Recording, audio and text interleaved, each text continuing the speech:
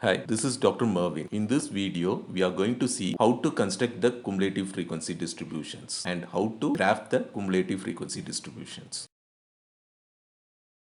A cumulative frequency distribution gives the total number of values that fall below the upper boundary of each class.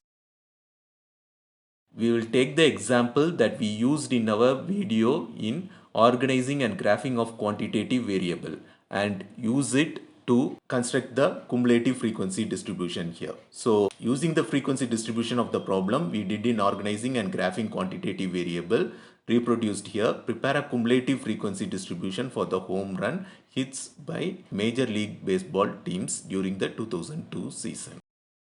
The table is given here. So the frequency distribution is already constructed and given. So let us first put the class limit as the title in the tabular column for cumulative frequency distribution. So the first class is from 124 to 145. So when we consider the second class, we have to include the first class also according to the definition for the cumulative frequency. So we write the second class here as 124 to 167. We continue and write the third class as 124 to 189 and the fourth class as 124 to 211 and the fifth class as 124 to 233. Next, we construct the class boundaries. So, the first class boundary is from 123.5 to less than 145.5. Similarly, we write the next class boundary. So, second class boundary is from 123.5 to less than 167.5. The third class boundary is from 123.5 to less than 189.5. The fourth class boundary is from 123.5 to less than 211.5. The fourth class boundary is from 123.5 to less than 233.5. Next, we write down the heading cumulative frequency. So within the limits 124 to 145, there are 6 frequencies. So the cumulative frequency is 6. For the next class 124 to 167, the cumulative frequency is 6 plus 13. So the total comes to 19. For the third class 124 to 189, the cumulative frequency is 6 plus 13 plus 4 equal to 23. For the fourth class, that is 124 to 211, the cumulative frequency is 6 plus 13 plus 4 plus 4 equal to 27.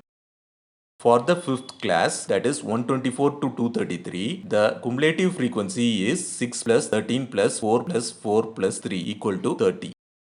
So, this is the cumulative frequency distribution. Next, calculating the cumulative relative frequency and cumulative percentage. The cumulative relative frequency is equal to cumulative frequency of a class divided by total observations in the data set. The cumulative percentage is equal to cumulative relative frequency into 100. Next, we write down the title cumulative relative frequency. Next, we write down the title cumulative relative frequency. So for the class 124 to 145, we have the cumulative frequency as 6 and the total frequency as 30. So cumulative relative frequency is 6 by 30 equal to 0.2. Similarly, we write down for the other classes. The last class 124 to 233 gives you 30 by 30 as the cumulative relative frequency, which is equal to 1. It will always be equal to 1. Next, in the table, we write down the title cumulative percentage. So, for the first class, that is 124 to 145, the cumulative relative frequency is 0.2. So, 100 multiplied with the cumulative relative frequency is 20. Similarly, we write down all the cumulative percentage for the other classes. The last class value in the cumulative percentage will always be equal to 100. Next, we graph the cumulative frequency distribution and the graph drawn is called an ogive. An ogive is a curve drawn for the cumulative frequency distribution by joining with straight lines the dots marked above the upper boundaries of classes at heights equal to the cumulative frequency of respective classes. So in our graph, in the y-axis, I take the cumulative frequency. In the x-axis, we take the total home runs, the variable.